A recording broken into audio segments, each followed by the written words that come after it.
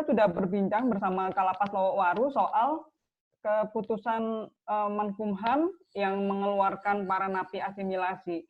Kalau khususnya di di Lapas Lowowaru itu dihuni sekitar 3.000 sekian orang dan yang dilepas adalah 450 orang.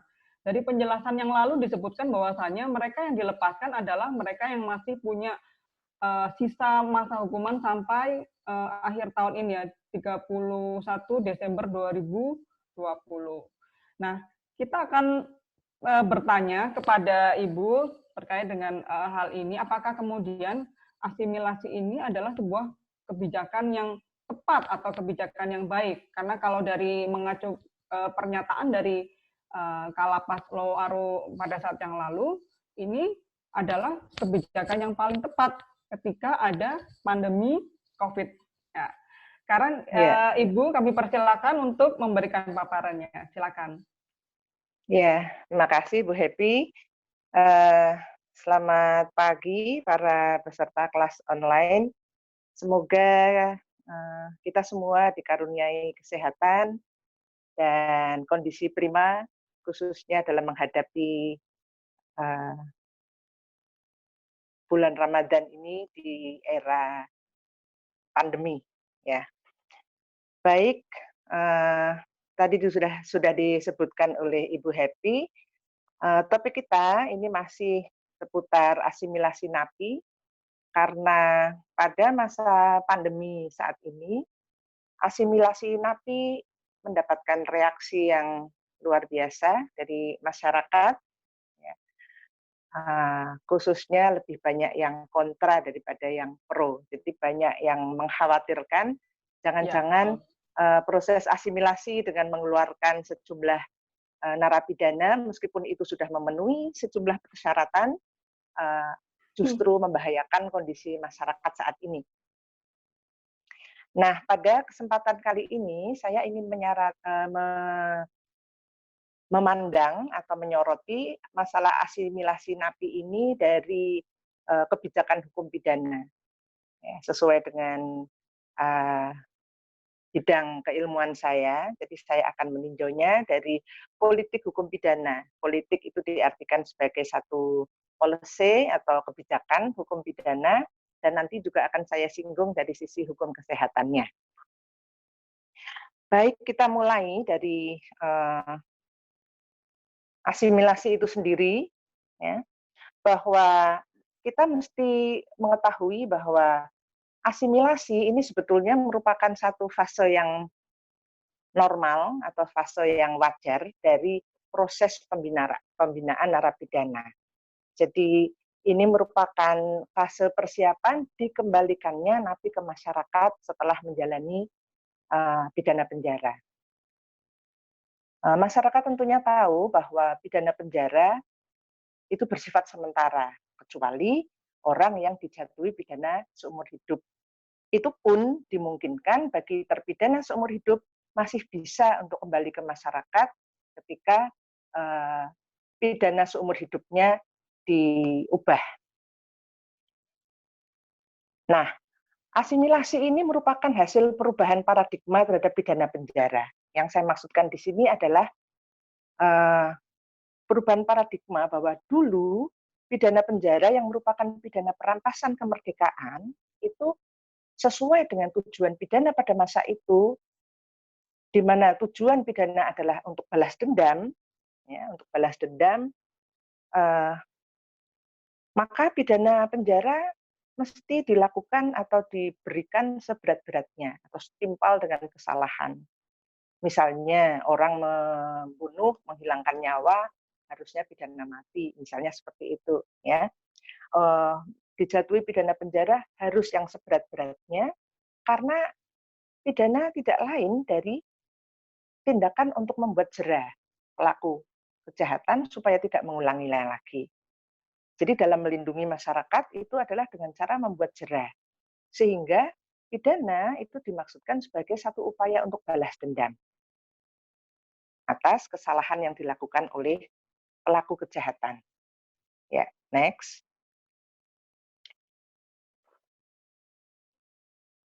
Nah, konsep ini sudah berubah. konsep ini sudah berubah semenjak era tahun 60-an, khususnya adalah tahun 62, 63, kemudian dikuatkan lagi tahun 65, di mana Menteri Kehakiman pada masa itu, Bapak Saharjo, itu mengemukakan prinsip-prinsip kemasyarakatan, ya, di mana tadi sebutannya penjara, bui, kemudian berubah menjadi pemasyarakatan.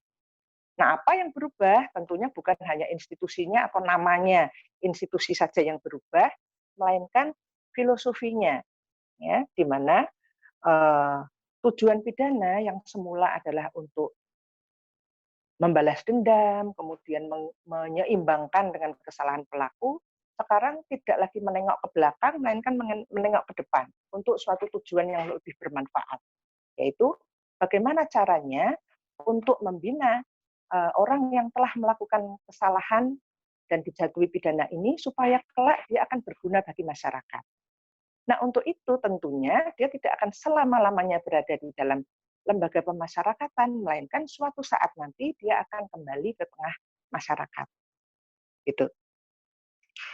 Nah, proses ini tentunya di dalam ilmu pemasyarakatan, khususnya pidana penjara, itu sudah ada tahap-tahapnya. Ya. Ketika mulai masuk, itu sudah diterapkan maksimum security, jadi di mana dia diawasi sepenuhnya atau di dalam sel sepenuhnya.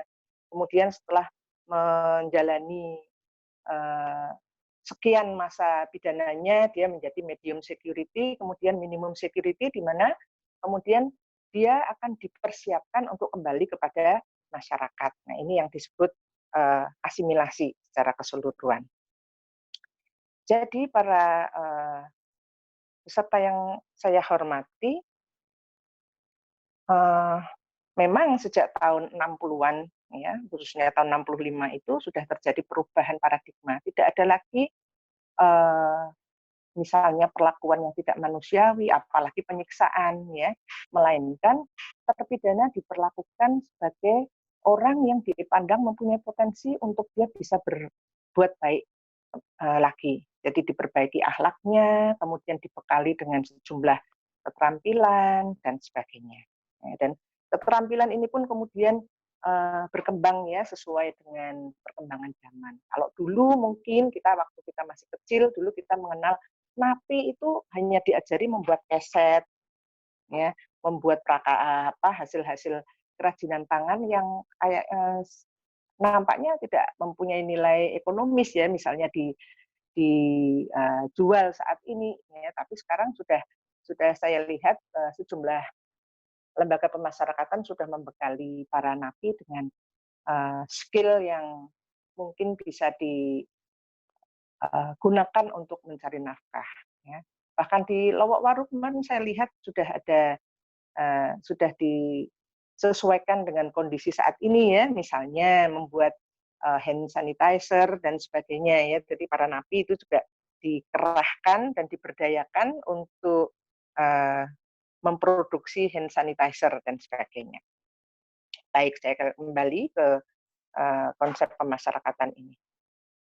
Nah, sayangnya ya, perubahan paradigma mengenai penjara, bui, kemudian yang merupakan implementasi dari pidana perampasan kemerdekaan ini yang sudah berubah menjadi konsep pemasyarakatan, yaitu memperbaiki pelaku, mengembalikan lagi dia kepada masyarakat supaya dia menjadi anggota masyarakat yang berguna. Ya.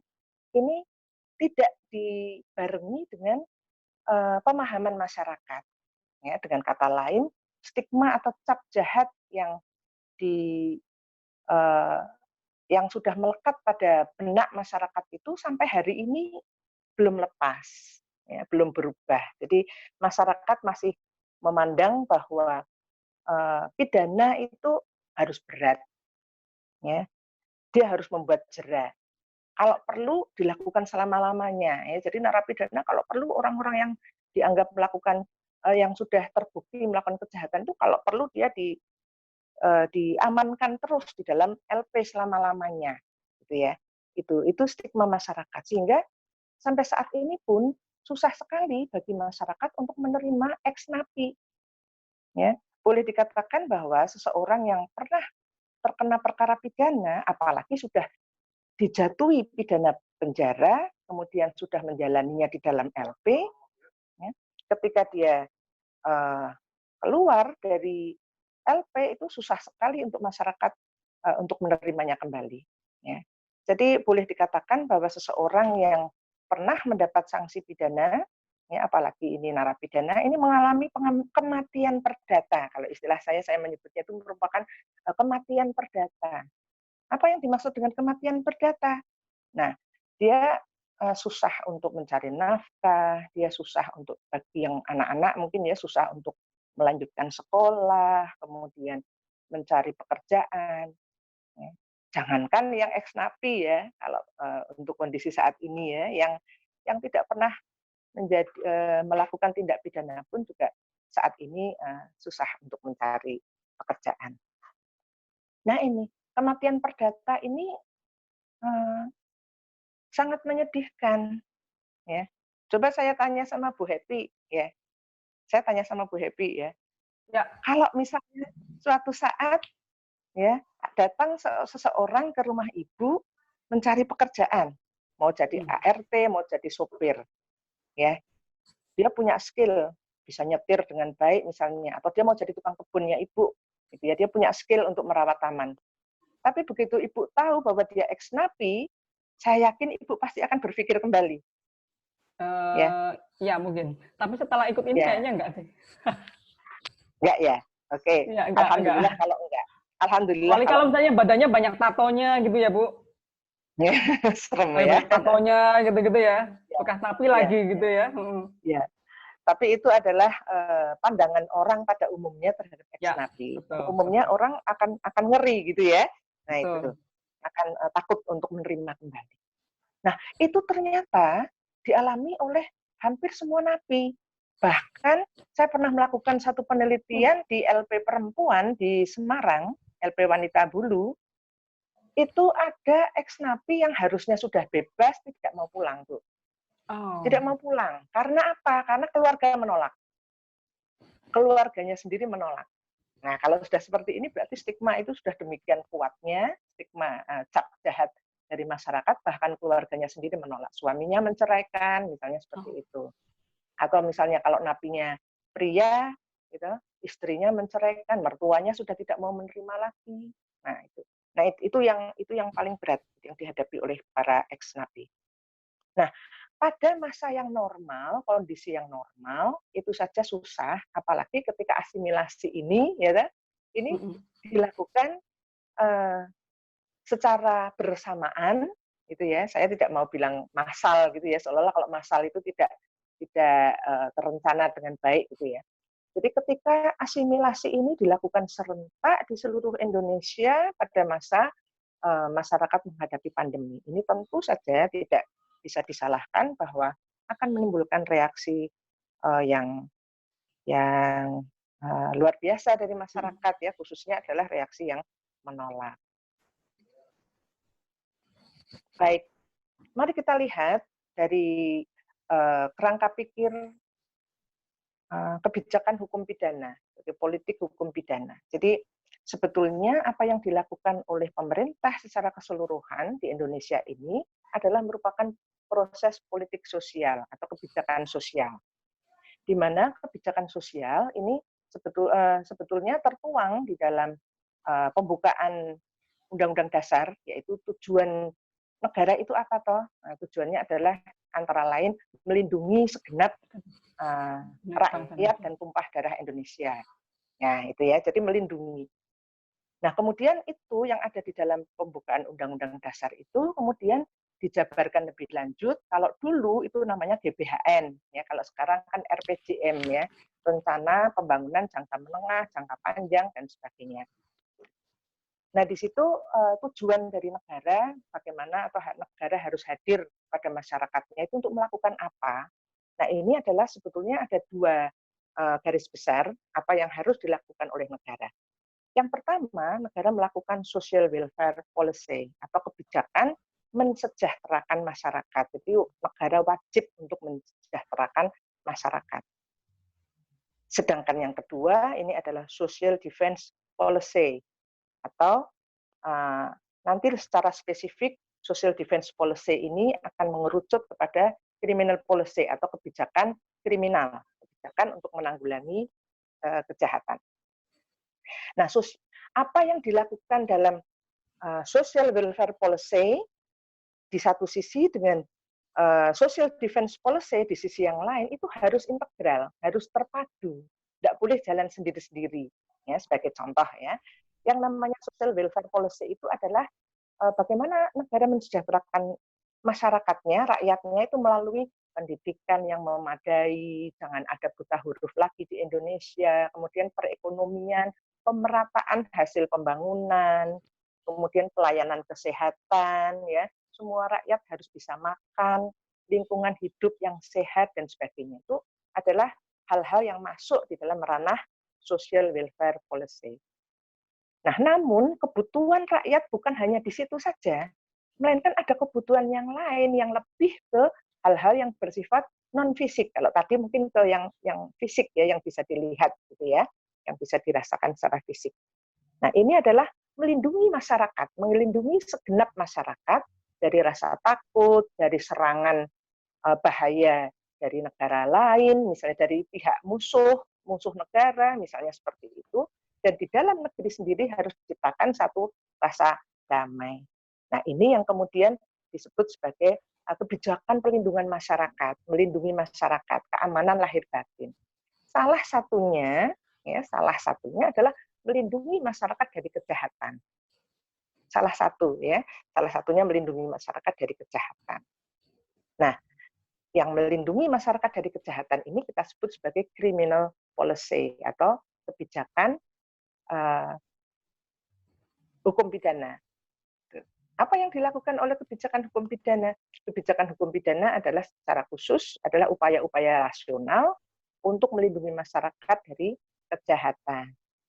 Nah, ini pun ada dua macam. Ada yang bersifat pidana atau penal, ya, ada juga yang bersifat non penal. Kebijakan penal itu adalah mengatasi kejahatan dengan menggunakan sarana pidana atau sarana penal. Nah, jangan lupa bahwa itu bukan satu-satunya upaya untuk menanggulangi kejahatan. Sebab kita juga harus seimbang antara menggunakan sarana penal dengan yang non-penal. Ya. Yang non-penal ini adalah mengatasi kejahatan dengan sarana non-penal, ini misalnya ya, melakukan prevensi, ya, pencegahan. Ya, mencegah kejahatan itu lebih baik daripada ketika kejahatan itu sudah terjadi. Contohnya ini ya, sekarang orang, apalagi pada masa pandemi ini ya, internet itu menjadi kebutuhan masyarakat. Ya, menjadi kebutuhan masyarakat. Semuanya dilakukan melalui internet. Belanja online. Beli apa saja ya, dari ikan, lipstik sampai apapun gitu ya. Nah, sehingga sarana internet ini menjadi sarana yang boleh dikatakan ini sekarang menjadi sarana untuk membantu masyarakat mengatasi kesulitan saat ini ya. Orang bisa melakukan pekerjaan dari rumah atau kita seperti ini saat ini juga dibantu karena adanya internet. Namun ya, setiap kemajuan teknologi tentu dibarengi dengan penyalahgunaannya juga. Ya, maka bagaimana mencegah supaya tidak ada kejahatan-kejahatan yang dilakukan melalui internet, mestinya juga harus dilakukan dengan dengan teknologi itu sendiri. Ya, bagaimana untuk menghindari ya, orang duplikasi, orang melakukan pemalsuan dan sebagainya. Ya, itu adalah merupakan upaya non-penal. Nah, kembali ke masalah politik sosial ini, ya. Ketika pemerintah menggariskan kebijakan yang perlindungan masyarakat, yang mensejahterakan masyarakat harus terpadu dengan yang melindungi masyarakat. Nah, di dalam perlindungan masyarakat itu sendiri juga harus terpadu antara yang pidana dengan yang non pidana. Nah, sayangnya ya, saat ini ada kecenderungan untuk mengatasi kejahatan itu lebih banyak mengandalkan pada sarana penal. Contohnya, ya, hampir semua undang-undang di Indonesia ini ya, selalu memuat sanksi pidana, gitu ya. Itu artinya kita sadar atau tidak sadar sedang menggunakan sarana pidana itu sebagai pengancam utama, itu sebagai seolah-olah sebagai satu-satunya cara untuk mencegah dan menanggulangi orang melakukan kejahatan. Itu. Nah, mari kita lihat sebetulnya bagaimana, apakah pidana itu bisa efektif menyebabkan orang tidak melakukan kejahatan lagi, atau bagi orang lain yang melihat, oh si Anu dipidana penjara ya, seseorang kena kasus perkara pidana kemudian dipidana sekian, itu mencegah seseorang lain yang tidak pernah melakukan tindak pidana untuk tidak melakukan tindak pidana. Apakah memang benar demikian? Mari kita lihat. Hukum pidana sendiri antara lain dengan sanksi pidananya itu sendiri sebetulnya memiliki keterbatasan, ya. Tidak serta-merta mampu memberantas kejahatan. Ya, jadi keterbatasannya apa? Dia tidak bisa sebetulnya ya memberantas kejahatan. Kemudian mengapa demikian? Ya nanti akan kita lihat. Ya nanti akan kita lihat. Kita next saja. Ini saya mengutip Prof. Barda Nawawi Arif. Ya. Mengapa hukum pidana memiliki keterbatasan dalam menanggulangi kejahatan? Ya. Yang pertama, kita harus menyadari bahwa sebetulnya mengapa seseorang melakukan kejahatan atau mengapa kejahatan terjadi. Ya. Itu sebetulnya berada di luar jangkauan hukum pidana. Ya. Mengapa orang melakukan kejahatan itu mungkin sebabnya adalah desakan ekonomi, mungkin sikap mental, pendidikan masa kecil, lingkungan hidup, lingkungan pergaulan yang tidak kondusif, dan sebagainya. Itu adalah di luar hukum pidana. Artinya di luar hukum pidana itu bukan karena undang-undangnya tidak beres, kan seperti itu. Ya. Undang-undangnya sudah ada, semua undang-undang sudah ada, kemudian sanksinya sudah jelas misalnya. Tapi orang melakukan kejahatan juga, ya, karena bukan di dalam hukum pidana itu sendiri. Ya. Melainkan penyebabnya adalah justru di luar jangkauan hukum pidana. Ya, mungkin karena sosial, ekonomi, politik, gitu ya. Kemudian yang kedua, hukum pidana itu merupakan bagian yang kecil saja atau subsistem saja dari sarana kontrol sosial yang tadi saya sebutkan ya, yang tidak mungkin mengatasi masalah kejahatan sebagai masalah kemanusiaan dan masyarakat dan masalah kemanusiaan dan kemasyarakatan yang sangat kompleks ya, sebagai masalah sosiopsikologis, sosiopolitik, orang stres, orang tertekan ya, orang panik tidak bisa memperoleh nafkah, maka dia akan melakukan kejahatan. Misalnya seperti itu. Ya. Nah, ini. Kemudian penggunaan hukum pidana dalam menanggulangi kejahatan itu sebetulnya dia seperti simptomatis saja. Ya, jadi kalau orang sakit panas, dikasih turun panas. Panasnya turun, tapi penyebab panasnya, misalnya infeksinya, itu tidak terobati. Ya. Jadi dia tidak mengobati sampai ke kausanya, tidak bersifat kausatif, tapi dia hanya simptomatis saja. Tuh. Jadi orang menjatuhkan pidana itu seperti tindakan amputasi saja. Oh ini bagian yang rusak, tidak bisa diperbaiki, nah ini dipotong. Misalnya kemerdekaannya dibatasi dulu, ya, kemerdekaannya dihilangkan dulu, misalnya. Ya. Tapi jangan lupa bahwa yang boleh dihilangkan itu hanya kemerdekaannya. Tapi harkat kemanusiaannya tidak boleh ikut hilang. Berikutnya, sanksi hukum pidana itu merupakan remedium, artinya dia sangat bersifat paradoksal atau sangat dilematis. Ya. Jadi dia bagaikan pisau bermata dua. Pisau bermata dua itu pada saat dia melindungi masyarakatnya, dia juga melukai anggota masyarakat. Dalam hal ini adalah narapidana, ya, terpaksa dia dirampas kemerdekaannya beserta segala akibat yang dialami oleh keluarganya. Ya, jangan lupa bahwa narapidana punya keluarga. Ya, itu. Kemudian pemidanaan itu sifatnya fragmenter. Fragmenter itu individual saja. Contohnya ini ya, ini contohnya. Kenakalan remaja dijatuhi pidana. Kenapa? Karena remaja itu melakukan tindak pidana, mengutil, ya, mencuri, kemudian dia begal, bahkan melakukan kejahatan violation atau kekerasan, ya, ada remaja yang membunuh.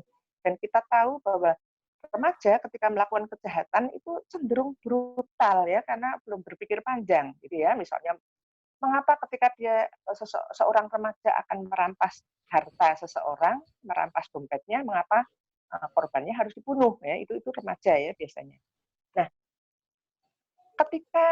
ketika remaja itu terjerumus melakukan kejahatan, maka yang dipidana, yang dijangkau oleh hukum pidana melalui hukum pidananya, melalui undang-undangnya, ya, undang-undang pidananya, yang dijangkau adalah remajanya itu sendiri.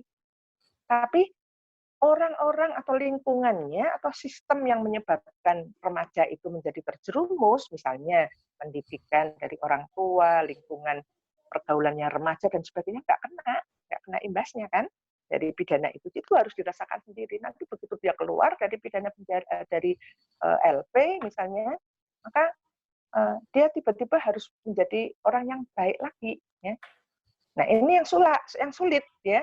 Karena apa? Masyarakat tidak menerima, ya, bagaimana dia akan menjadi orang yang lebih baik. Nah, ini, ya. Kemudian keterbatasan sanksi pidana dan sistem perumusan sanksi pidana yang bersifat kaku. Ya, misalnya di dalam undang-undang pidana itu kan sudah ditetapkan. Misalnya ini, ya, pembunuhan barang siapa dengan sengaja menghilangkan nyawa orang lain diancam dengan pidana penjara paling lama 15 tahun. Itu kaku, artinya pidana yang ditetapkan oleh undang-undang sudah satu itu, pidana penjara. Gitu. Atau misalnya dalam pencurian. Ya. Orang yang mencuri, pidana yang tersedia di dalam KUHP itu hanya satu. Ya, pidana penjara. Padahal orang mencuri itu motifnya kan ekonomi. Gitu ya. Motifnya ekonomi gitu. Disediakan sanksi pidana denda, ya, tapi itu terlalu kecil sehingga tidak menjadi pilihan bagi hakim. Oke. Bentar. Nah, jadi itu. Nah, kita bisa membayangkan ketika masyarakat resah, ya, ex-napi napi ini pada dikeluarkan, seolah-olah dipercepat keluarnya. Ya, sebetulnya pihak lapas itu sudah mempertimbangkan, ya, artinya memang sudah memenuhi persyaratan, ya, persyaratan asimilasi, misalnya sudah menjalani 2/3 dari masa pidananya, sekurang-kurangnya sekian, kemudian dia ada persyaratan-persyaratan yang menyangkut perilaku dan sebagainya, keikutsertaannya dalam kegiatan pembinaan narapidana dan sebagainya. Intinya yang diasimilasi itu adalah yang sudah memenuhi persyaratan bahwa dia siap dikembalikan kepada masyarakat. Hanya saja fasenya itu bersama-sama, ya, dikembalikan kepada masyarakat sehubungan dengan ada satu tindakan yang atau tujuan lain yang dianggap lebih urgen, yaitu dalam hal ini adalah pertimbangan kesehatan yang akan yang dicegah untuk terjadi, misalnya seperti itu. Nah, sementara itu masyarakat tidak siap. Masyarakat sampai saat ini belum pernah siap untuk menerima ex-napi. Nah, sehingga kalau kemudian napi oleh keluarganya saja ditolak, ya, apalagi oleh tetangganya, mertuanya menolak, misalnya seperti itu, maka dia akan melakukan apa? Dia butuh makan, ya, misalnya seperti itu. Sehingga ketika napi ini tidak diterima kembali oleh masyarakat, dia akan kembali ke teman-temannya, dia akan kembali ke perbuatan yang pernah dia lakukan. Itu menjadi suatu pertanggungjawaban sosial kalau menurut saya, ya. Jadi kita tidak bisa mengandalkan kepada lapas secanggih apapun lapas dalam melakukan pembinaan narapidana itu nggak akan cukup, ya, untuk melakukan pembinaan kalau masyarakat sendiri belum bisa melepas stigma itu.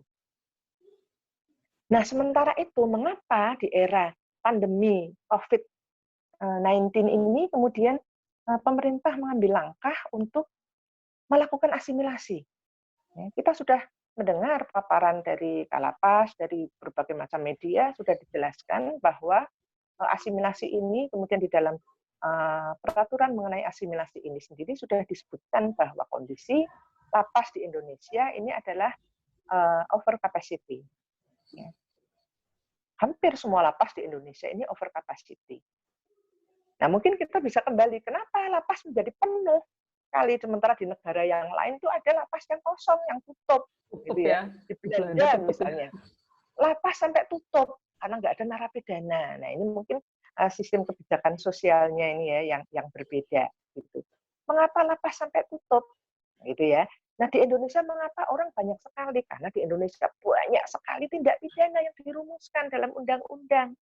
Semua undang-undang ada sanksi pidananya, sehingga seseorang ini melakukan ini masuk ke memenuhi ya, mudahnya begitu ya. Jadi melakukan perbuatan ini akan masuk ke undang-undang yang satu, melakukan perbuatan itu. Jadi kans atau kesempatan untuk melakukan tindak pidana itu menjadi sangat besar, karena tidak bisa dipungkiri bahwa di Indonesia sampai dengan hari ini sanksi pidana masih merupakan satu pengancam yang utama. Padahal harusnya ultimum remedium, harusnya menjadi obat terakhir. Kalau sarana yang lain tidak bisa mengatasi, baru dijatuhi sanksi pidana. Tapi di Indonesia masih menjadi masih menjadi pengancam utama. Contohnya kalau di sosmed aja, kalau kita melihat satu hal yang penyimpangan ya, misalnya kemarin ada yang ngeprank sumbangan, ternyata itu zong ya, ternyata itu sampah dan batu bata, itu seorang sudah, ayo ditangkap, dipidana. Orang sudah begitu reaksi orang ya, sehingga ini sudah menjadi paradigma masyarakat bahwa setiap kali perbuatan yang tidak baik itu harus diatasi dengan pidana. Harus dipolisikan, misalnya dipolisikan, terus dipolisikan, harus dijatuhi sanksi pidana. Nah, itu sudah menjadi mindsetnya masyarakat ya, yang kita itu satu hal yang nggak bisa dipungkiri ya ini, sehingga ketika asimilasi ini dianggap mencemaskan masyarakat, sebetulnya berulang kepada masyarakatnya sendiri ya, masyarakat sendiri mau nggak menerima ya itu. Oke. Nah, sementara apa yang dilakukan oleh pemerintah dengan asimilasi yang serentak ini, mengeluarkan para napi yang sudah dipilih sebetulnya, yang sudah memenuhi persyaratan di masa pandemi ini, sebetulnya sejalan juga dengan tanggung jawab pemerintah dalam memberikan atau menjamin seluruh rakyat Indonesia, termasuk para napi, untuk mendapatkan jaminan kesehatan, ya, pelayanan kesehatan. Ini ada landasan konstitusionalnya, itu di dalam Undang-Undang Dasar 45, ini tentunya adalah hasil amandemen, pasal 28H, ayat 1. Ya. Setiap orang berhak hidup sejahtera, lahir batin, bertempat tinggal, dan mendapatkan lingkungan hidup yang baik dan sehat, serta berhak memperoleh pelayanan kesehatan. Ya, sehingga tanggung jawab utama pemerintah untuk melaksanakan kesehatan itu konstitusional. Ya. Sementara dalam Undang-Undang Kesehatan itu juga diperjelas, pemerintah bertanggung jawab merencanakan, mengatur, menyelenggarakan, membina, mengawasi upaya kesehatan yang merata dan terjangkau oleh masyarakat. Jadi di satu sisi pemerintah harus melaksanakan fungsi melindungi masyarakat dari dari rasa kecemasan menghadapi kejahatan, namun di sisi yang lain social defense policy-nya, social welfare policy-nya tetap harus jalan. Nah, pemerintah melakukan asimilasi ini juga sebetulnya merupakan implementasi dari social welfare policy. Di setiap masyarakat harus mendapatkan pelayanan kesehatan dan jaminan keamanan. Bagaimana membahayakannya ketika ribuan narapidana berada dalam satu tempat, lembaga pemasyarakatan yang over capacity, ini kemudian ada yang tertular COVID-19. Ya, ini akan menjadi satu bencana yang akan sangat besar ya, angkanya akan mengerikan ya kalau di sana terjadi ya Bu ya. Ya, betul. Jadi kira-kira itu ya. Jadi saya sampaikan dari sisi ini, kemudian ya memang simpel saja, secara simpel saja, nanti mudah-mudahan bisa memancing diskusi. Kemudian saya lihat juga dari daftar peserta ini juga ada beberapa pakar hukum pidana ya, nanti saya juga mungkin akan boleh mereka ikut menanggapi sehingga menambah bobot dari diskusi ini. Oke, baik. Bu Iyeng? Kembalikan kepada Ibu Happy, nggih. Oke. Ya, terima kasih untuk penjelasannya Bu Iyeng. Jadi sebenarnya kalau disebut kebijakan yang sudah dilakukan ini, asimilasi napi ini adalah sesuatu yang wajar saja dilakukan oleh pemerintah begitu ya Bu ya. Betul. Hanya kemudian Ya. ya, hanya kemudian apakah menurut Anda ini prosesnya tidak berjalan dengan baik karena tidak atau kurang sosialisasi, Bu. Kurang sosialisasi yang pertama, terus yang kedua juga stigma masyarakat yang sudah mendarah daging ini ya. Ternyata Ya. ada perubahan paradigma dari penjara ke LP ini kan sudah dari tahun 65-an gitu loh. Artinya Ya, betul. sesuatu yang sudah Ya. sangat lama begitu. Nah, ini apakah karena semacam itu atau seperti apa? Nah, ini begini. Nah, kalau Bu Happy menggiring saya ke sana, ya, maka ya betul. Jadi ada ada satu materi yang memang kebetulan belum saya sampaikan. Ya. Jadi mengapa misalnya ya satu kebijakan yang dituangkan dalam satu peraturan, mengapa tidak bisa berjalan sebagaimana mestinya? Ya, maka kita harus melihat secara secara sistemik bahwa sebetulnya bekerjanya suatu kebijakan dalam bentuk policy pemerintah yang dituangkan dalam peraturan, mengapa tidak bisa berjalan sebagaimana mestinya, itu kita harus melihat secara sistemik menjadi satu hal yang sangat kompleks ya, menjadi satu sistem yang kompleks. Nah, saya mengutip pendapatnya Friedman ya, Lawrence Moritz Friedman, dia mengatakan bahwa apa yang mempengaruhi suatu sistem hukum, mengapa satu peraturan itu bisa berjalan atau tidak, itu tergantung dari tiga hal. Yang pertama adalah struktur hukum. Struktur hukum itu di sini yang termasuk dalam struktur hukum adalah kemampuan dan perilaku penegak hukum. Apakah selama ini kemampuan dan perilaku penegak hukum itu sesuai dengan harapan masyarakat, sesuai dengan standar yang semestinya, misalnya begitu. Ada enggak kenakalan-kenakalan misalnya yang dilakukan oleh aparat penegak hukum, gitu ya? Kira-kira penegak hukumnya itu sendiri kewalahan tidak, gitu ya? Misalnya, itu struktur hukum. Yang kedua, substansi hukum atau law substance itu adalah peraturan perundang-undangannya itu sendiri. Ya, peraturan perundang-undangannya itu begini maksudnya. Apakah undang-undang itu sudah tepat, materinya itu tidak jumbo antara undang-undang yang satu dengan yang lain, materinya itu memang benar-benar dibutuhkan oleh masyarakat atau tidak. Jadi itu artinya materialnya peraturan itu sendiri itu sudah benar atau belum. Tadi yang pertama penegak hukumnya benar apa enggak. Yang kedua undang-undangnya benar apa enggak. Nah yang ketiga, yang ketiga ada yang mempengaruhi berjalannya peraturan itu sesuai dengan yang diharapkan atau tidak. Ya, faktor yang ketiga adalah budaya hukum.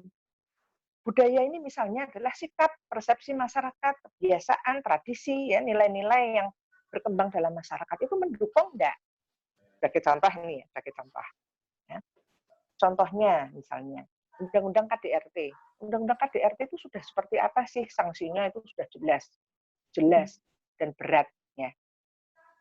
Tapi ketika pelakunya itu suami terhadap istri atau sebaliknya istri terhadap suami, maka budaya hukum ini nggak bisa kita lepaskan. Budayanya apa? Masyarakat itu tetap memandang bahwa areal rumah tangga merupakan areal domestik. Sehingga susah bagi orang, areal privat, sehingga susah bagi orang untuk intervensi, ya seolah begitu. Padahal undang-undang sudah mengizinkan untuk intervensi. Kemudian itu masih dijadikan delik aduan, sehingga susah untuk dihilangkan kekerasan dalam rumah tangga, padahal undang-undangnya sudah ada. Nah, contoh lagi ini tadi, sudah ada undang-undang pemasyarakatan, ya, bahwa memperlakukan narapidana itu harus dengan baik, dia harus dilihat sebagai satu sumber daya manusia yang nantinya akan bisa berguna, sehingga berhenti melakukan kejahatan, gitu ya.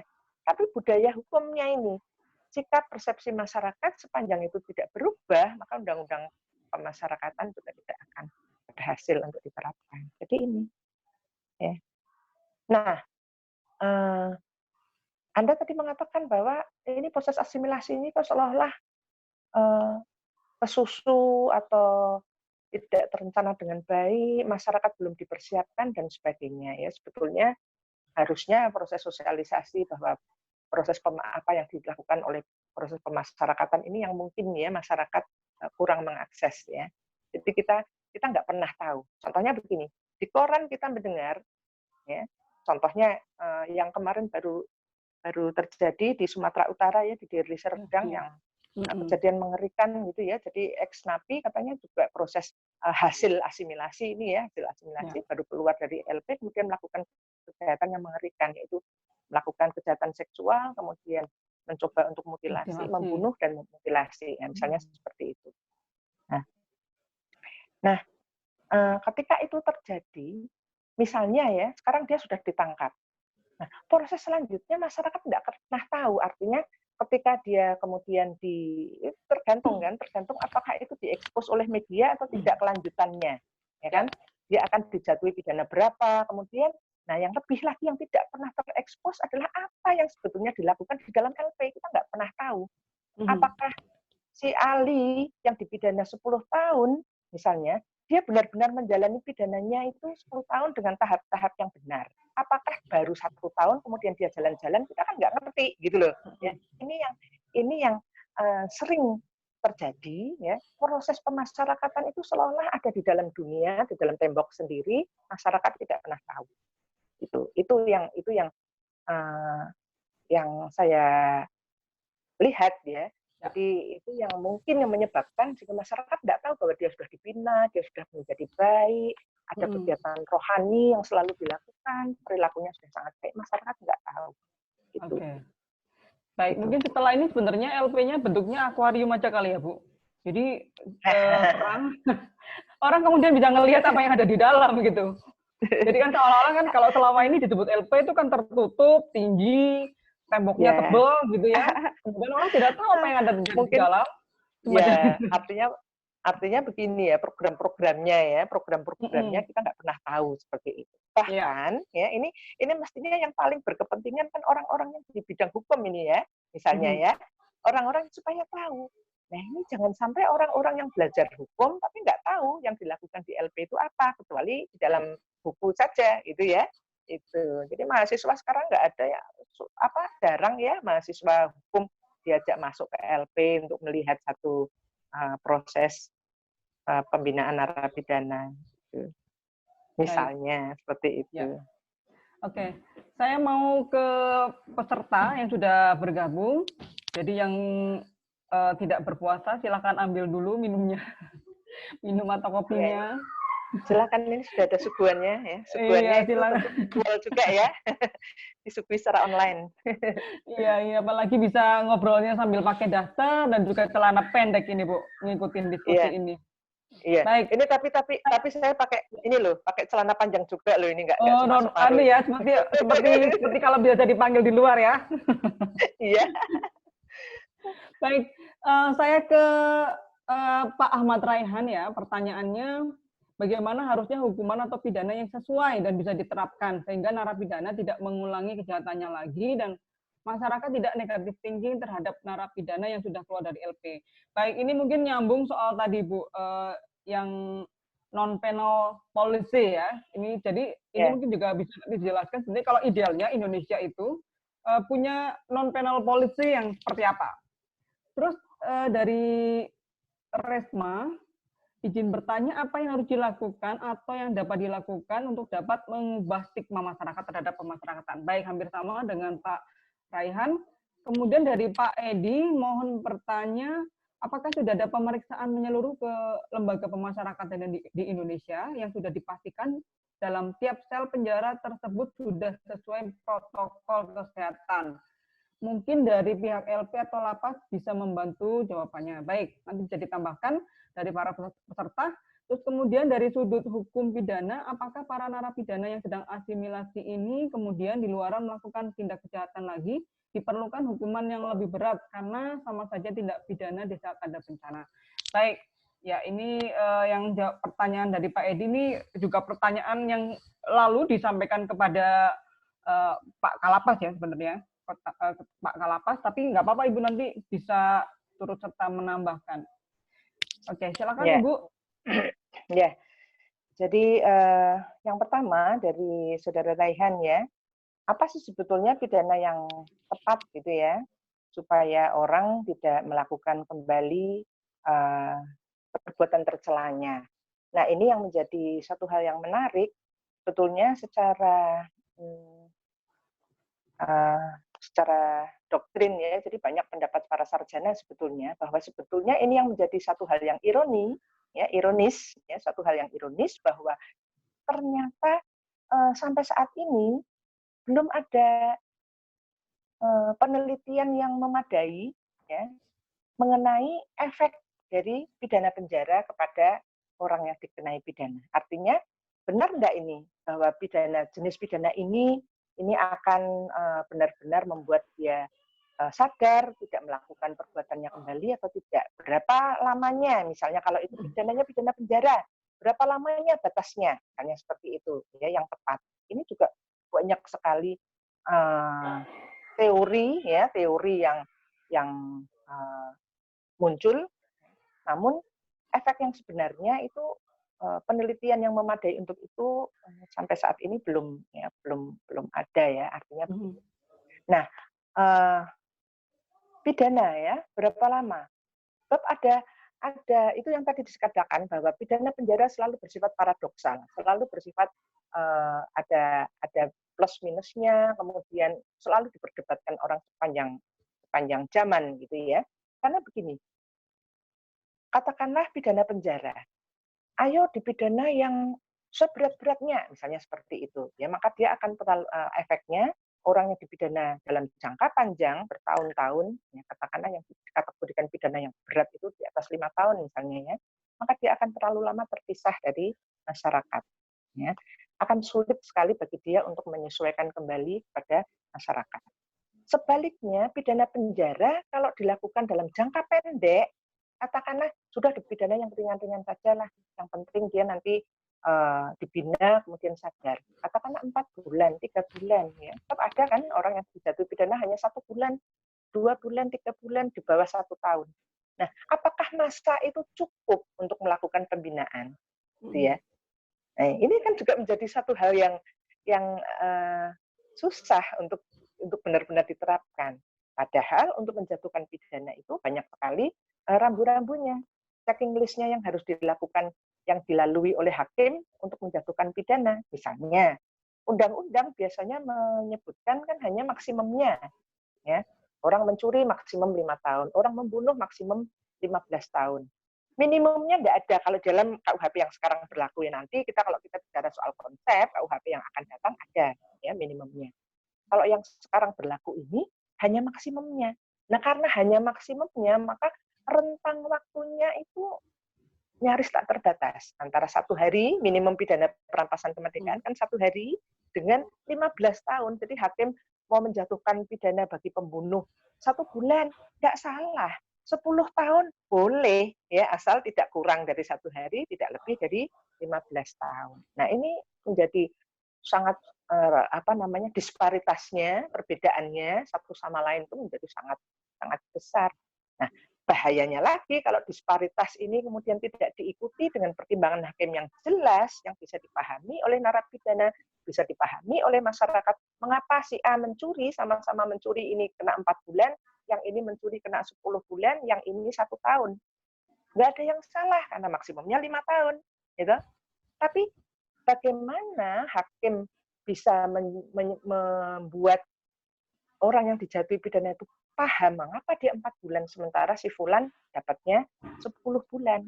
Itu sulit untuk dijelaskan gitu. Jadi disparitas pidana itu demikian besarnya tanpa adanya pertimbangan hakim yang bisa dipahami. Nah, ini juga menyebabkan para terpidana tidak bisa menerima mengapa dia dijatuhi pidana seperti itu. Itu ya. Nah, kita bisa belajar dari negara-negara maju, misalnya, ketika seseorang melakukan pidana dengan motif ekonomi, misalnya pencurian, penggelapan, sanksinya denda saja. Jangan sanksi pidana perampasan kemerdekaan. Karena motifnya ekonomi. Sehingga orang mikir, wah, saya mencuri dapatnya 300.000, ternyata dendanya 3 juta. Nggak cocok. Gitu ya. Nggak imbang. Nah, maka kemudian lebih ke situ. Kemudian apa yang juga pernah disinggung oleh Kalapas Malang, Pak Krishna, itu adalah nanti di konsep KUHP yang akan datang kita akan mengenal satu pidana kerja sosial, ya, pidana kerja sosial. Jadi tidak hanya jenis-jenis pidana, bukan hanya pidana penjara saja, tapi juga ada pidana kerja sosial. Nah itu dimaksudkan untuk menjatuhkan pidana yang lebih bermanfaat lah daripada orangnya mendekam terus di dalam penjara, gitu. Mendingan dia melakukan kerja sosial, tuh seperti itu. Ya, jadi sayang sekali susah untuk dijawab pidana apa sih sebetulnya yang paling cocok, ya itu. Ya, justru di situ ya pidana penjara itu sebetulnya belum ketahuan berapa lama dan seperti apa pidana penjara yang cocok dan menyebabkan seseorang itu sadar untuk tidak mengulangi perbuatannya, tapi dijatuhkan terus, gitu ya, menjadi pengancam utama, gitu. Karena undang-undangnya sendiri ngomongnya gitu. Itu. Terus yang kedua tadi apa ya? Maaf. Yang kedua pertanyaannya apa ya? Masyarakat tidak negatif thinking terhadap narapidana yang sudah bagaimana dari caranya? ya. Ya itu. Jadi mungkin harus lebih banyak sosialisasi kepada masyarakat melalui berbagai macam itu masuk ya, mungkin masuk ke seperti orang ingin menanamkan bahayanya atau tercelanya korupsi itu sudah sejak SD diajarkan. Nah ini juga mungkin harus masuk ya, harus masuk ke ranah pendidikan ya, bahwa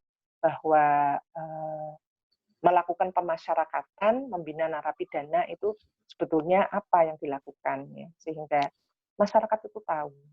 Jadi perlu pembelajaran yang luas, yang menyeluruh, apalagi sekarang eranya informasi, ya mungkin harus lebih banyak lagi informasi-informasi dari dalam LP maupun informasi untuk masyarakat ya supaya tahu. Oke, baik.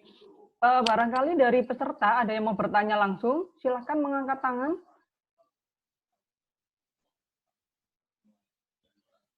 Mungkin ada yang mau bertanya langsung, silakan mengangkat tangan.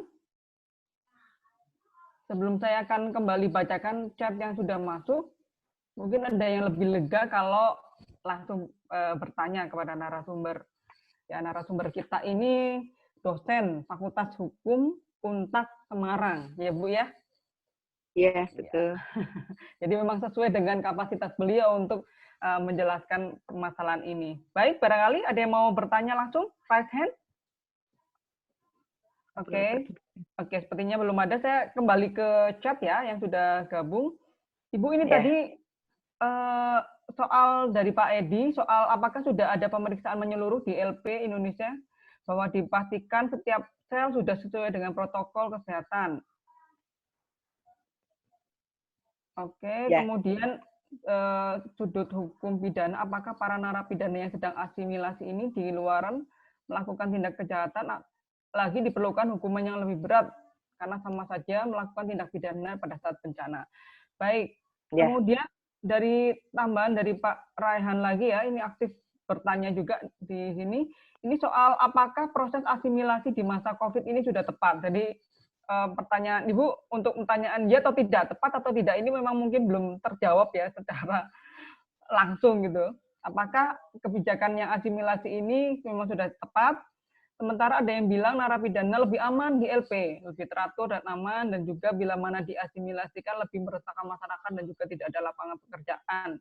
Bahkan banyak yang di PHK sehingga mereka kembali melakukan tindak pidana karena tidak mendapat makan dalam kondisi seperti ini. Kemudian dari Risnawati Valentina, setelah mendengar paparan Ibu mengenai perubahan paradigma tentang akhir dari hukuman adalah pidana, berarti seharusnya ada upaya yang dilakukan untuk bekerjasama dengan sektor lain, misalnya pendidikan, edukasi masyarakat, psikologi, upaya kesehatan mental tersangka, media, paparan informasi suatu kasus, dan lain-lain. Oke, baik. Ini non-penal tadi ya, Bu. Kemudian ini Bu, dari Bu Ana Mufidah ya, melihat keterbatasan pidana, apakah parameter yang digunakan untuk mengukur keberhasilan pembinaan napi di LP? Baik, Kemudian saya bacakan sekalian dua lagi. Bagaimana pendapat Ibu jika dalam penyelesaian perkara tindak pidana, penjatuhan hukuman tidak selalu pidana penjara, seperti halnya diversi yang diterapkan pada anak sesuai Undang-Undang tentang SPPA, yakni pengalihan penyelesaian perkara dari proses peradilan pidana ke proses di luar peradilan pidana. Baik, satu lagi. Oke, satu lagi nih dari Pak Didik Budiwaluyo, izin menginformasikan bahwa program dan pelaksanaan program pembinaan di lapas atau lapas perempuan atau LPKA sudah diinformasikan secara luas ke masyarakat melalui penyuluhan hukum dari media dan media sosial seperti Instagram, Facebook, vlog milik lapas. Artinya saat ini sangat mudah untuk mengetahui kegiatan pembinaan narapidana, namun masyarakat pada umumnya tidak tertarik untuk memfollow terkait informasi tersebut. Baik, terima kasih Pak Pak Didi. Tapi memang sebelum dengan Pak Kalapas kemarin, Pak Krisna memang saya nggak tahu loh kalau ternyata di lapas gitu ya. Ini juga ada. Ternyata ada ya. Ada media sosialnya. Ya, baik. Sementara itu dulu untuk semua pertanyaan dijawab. Dijawab dulu, nanti baru boleh mengajukan pertanyaan kembali. Silakan Ibu. Baik ya, jadi saya secara umum ya. Jadi tadi ada pertanyaan ya. Jadi bentar gimana nih caranya? Bentar ini. Oke, yang soal. Iya. Bentar. Oke. Jadi apakah orang yang dalam masa asimilasi ini dikembalikan ke masyarakat kemudian melakukan kejahatan lagi?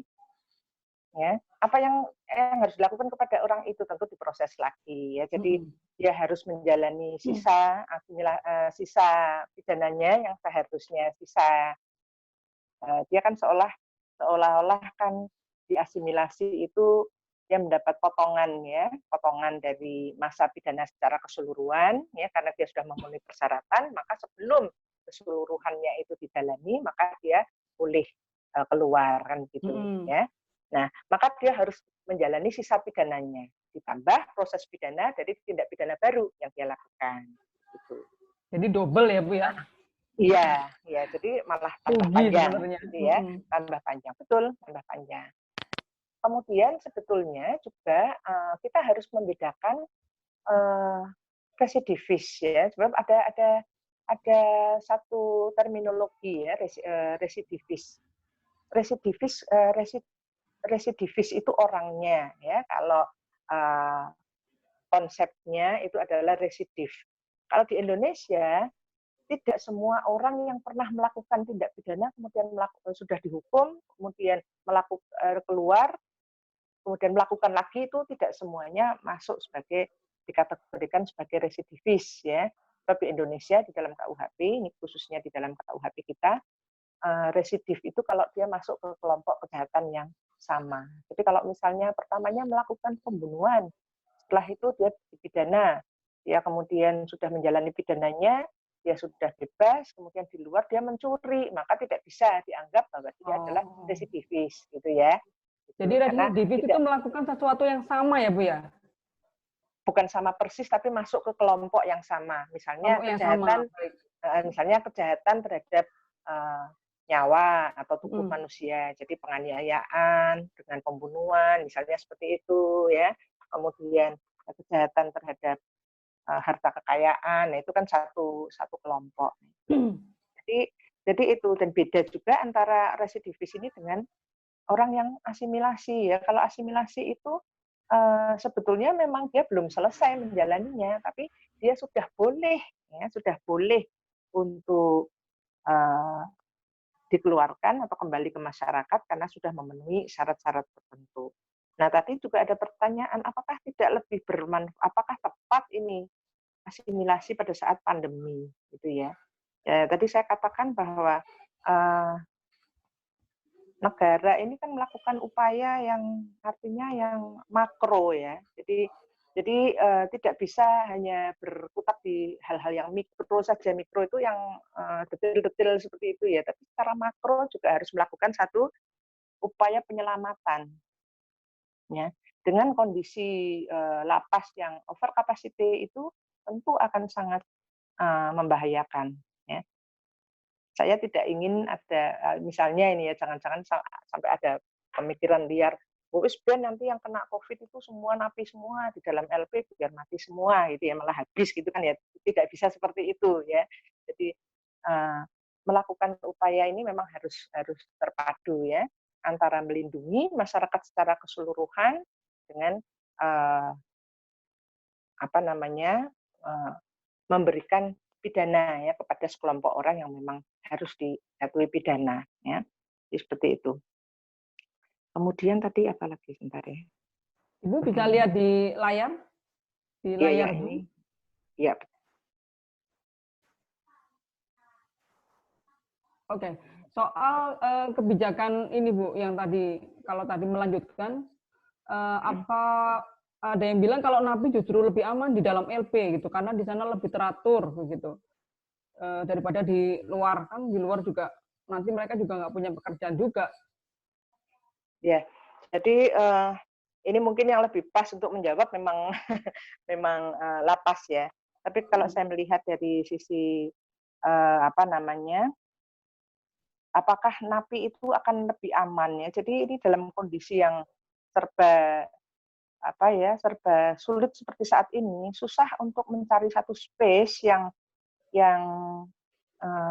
kita bisa menjaga jarak, kita bisa aman ya. Ketika satu ruangan saja yang harusnya dihuni, satu ruangan yang harusnya dihuni oleh 50, tiba-tiba ini berjalan orang 150 ada di dalamnya, gitu ya.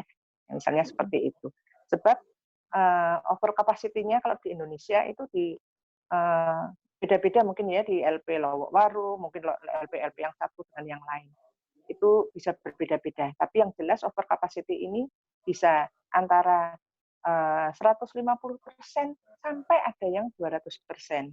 Artinya yang harusnya 50 sampai 100, yang harusnya 50 menjadi 75, dan itu ada juga yang sampai 3 kali lipat ya di luar Jawa. Jadi ini menjadi satu hal yang akan sulit sekali untuk dikelola gitu ya. Karena keterbatasan ruang tentunya ya, karena keterbatasan ruang. Ya. Oke. Kemudian ini ada satu pertanyaan yang menarik ya. Jadi dari Risnawati Valentina ya. Jadi harus berarti hukuman adalah pidana, berarti harus ada upaya yang untuk bekerja sama. Ini betul. Jadi memang sistem peradilan pidana, criminal justice system itu memang harus integral.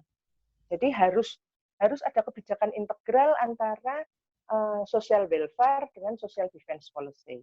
Kemudian harus ada kebijakan yang integral antara yang kebijakan menanggulangi kejahatan dengan sarana penal dengan sarana non penal. Maka upaya-upaya seperti kesehatan tadi kan sudah dikatakan bahwa seringkali penyebab orang melakukan kejahatan itu justru terletak di luar hukum pidana. Jadi misalnya dari ketidakseimbangan psikologi orang bisa melakukan kejahatan, misalnya melakukan kekerasan, ya kan? Itu tidak terpenuhinya kebutuhan ekonomi orang bisa melakukan kejahatan. Ya. Macam-macam, bahwa ketidakpuasan di dunia politik pun orang kemudian bisa melakukan kejahatan. Nah ini ya. Jadi berarti harus ada kerjasama dengan sektor lain. Betul. Ya. Jadi itu yang disebut sebagai kebijakan integral. Tidak bisa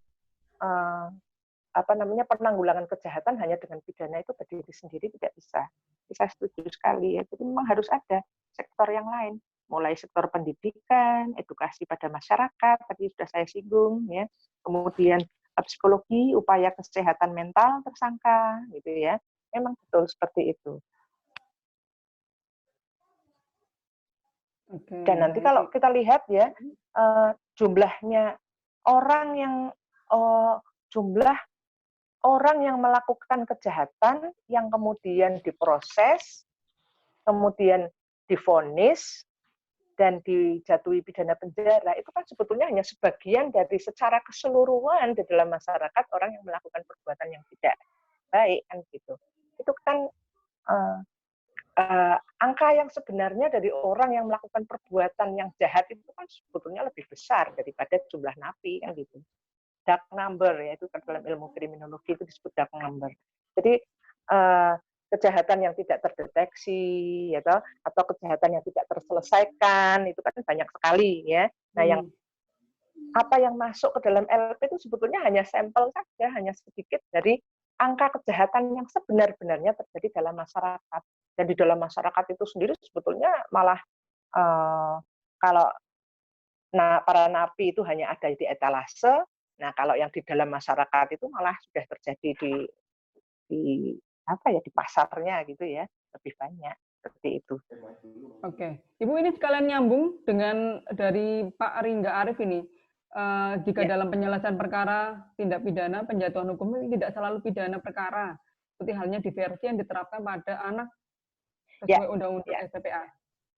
Betul ya. Jadi sebetulnya saya sangat mendukung ya. Jadi upaya-upaya untuk meminimalisir penjatuhan pidana. Ya. Apalagi penjatuhan pidana penjara. Ya. Sedangkan memproses secara dalam perkara pidana saja itu harusnya diminimalisir. Artinya kalau bisa dikurangi, kalau bisa diselesaikan di fase-fase yang sebelumnya, maka harusnya di situ. Nah, ini akan lebih dirasakan relevansinya ketika pelaku tindak pidana itu adalah anak-anak, gitu ya, anak-anak. Jadi sangat-sangat baik kebijakan untuk melakukan diversi, yaitu sebisa mungkin anak yang di bawah umur, ABH, anak yang berhadapan dengan hukum, dalam hal ini anak yang melakukan tindak pidana, itu berhenti saja sudah sampai di situ. Itu karena di dalam undang-undang peradilan anak sendiri, di situ kan ada batas-batasnya ya. Kalau anak yang boleh dihadapkan ke sidang pengadilan kan kalau umurnya sudah 12 tahun. Kalau belum 12 tahun, ya kasus seorang anak umur 7 tahun bermain-main dengan temannya, kemudian saling mendorong, kemudian temannya diceburkan ke kolam meninggal.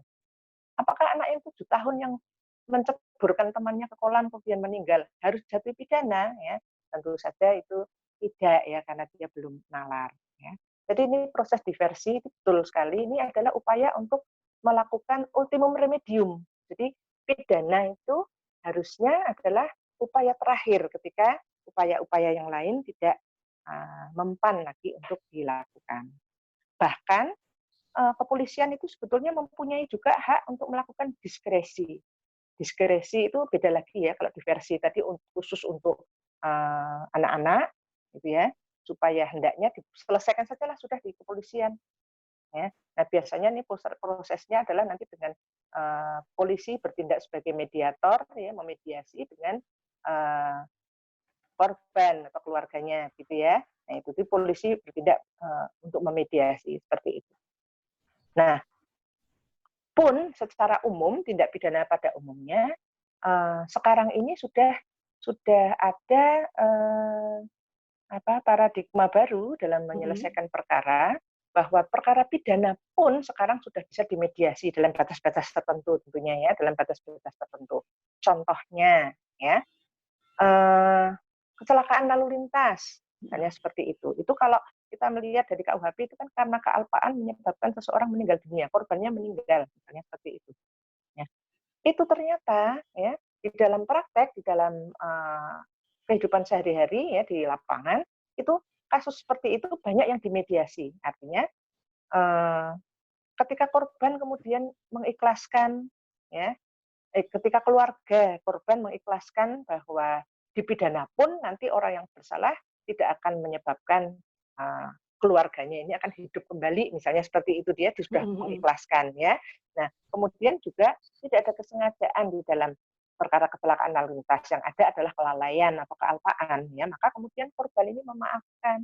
Nah, kemudian selesai perkaranya di situ, tidak masalah ya. Jadi ini bisa saja seperti itu. Jadi upaya-upaya untuk meminimalisir proses perkara pidana, apalagi nanti sampai dengan penjatuhan pidana penjara, itu sebetulnya sudah mulai dilakukan.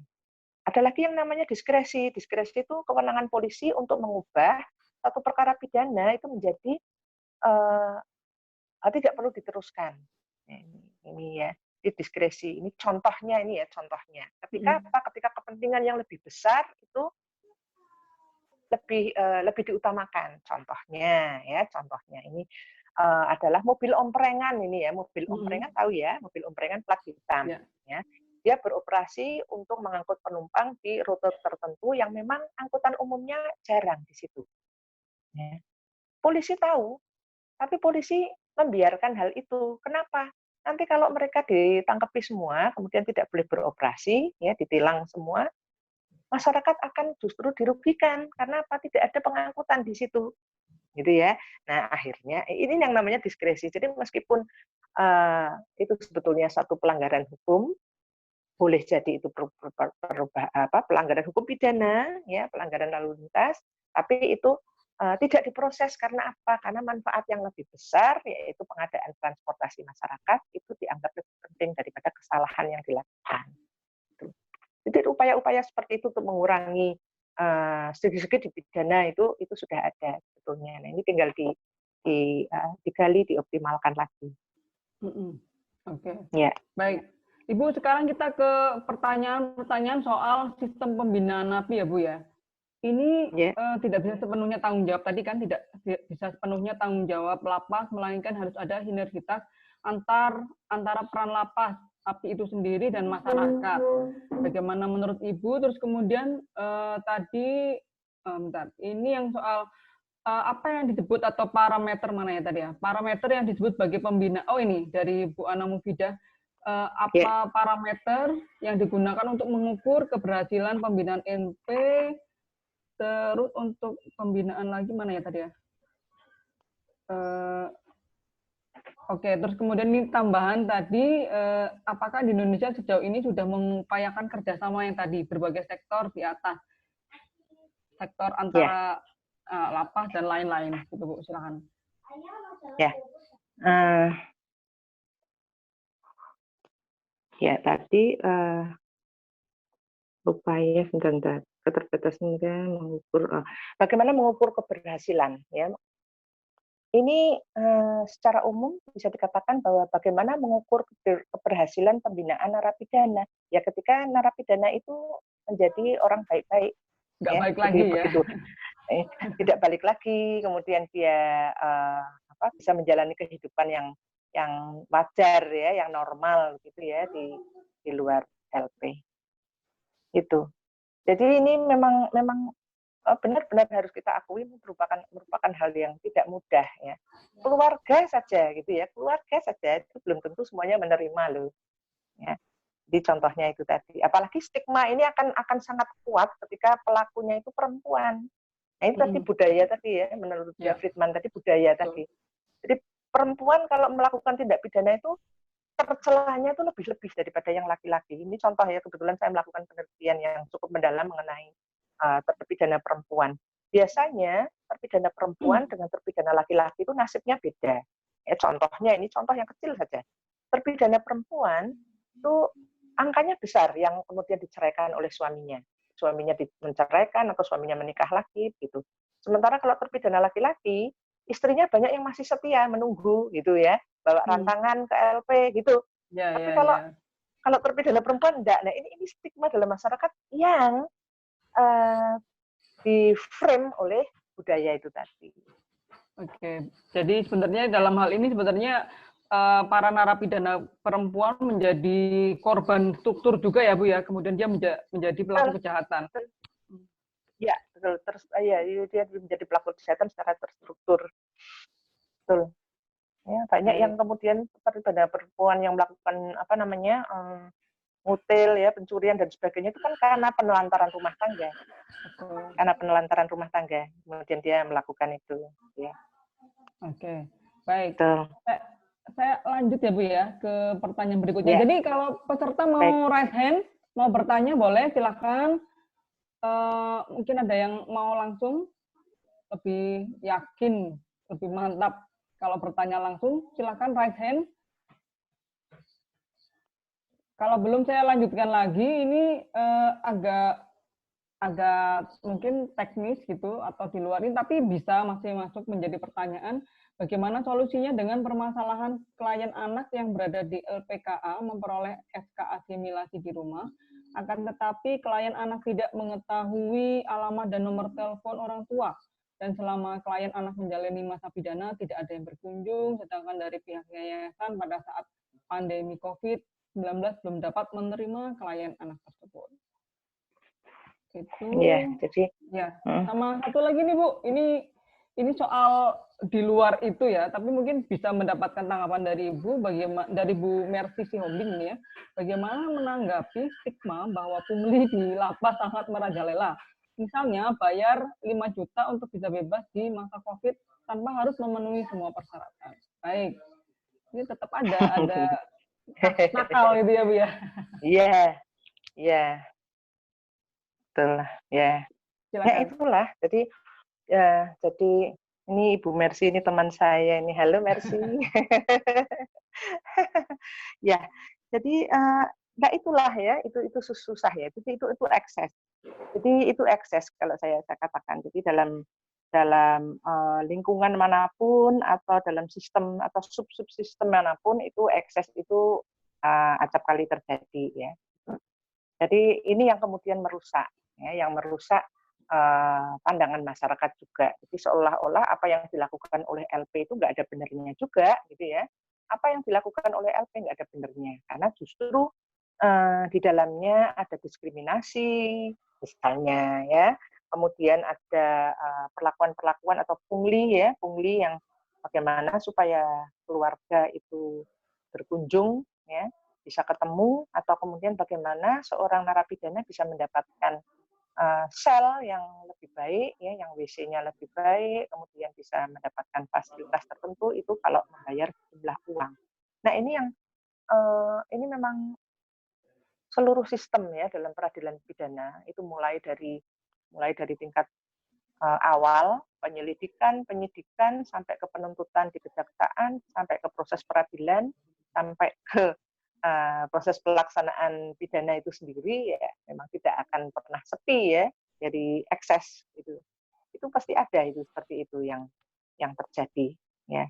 Nah, kalau saya ini dosen ya, jadi saya kan mesti ngajarinya yang baik-baik saja kan gitu ya.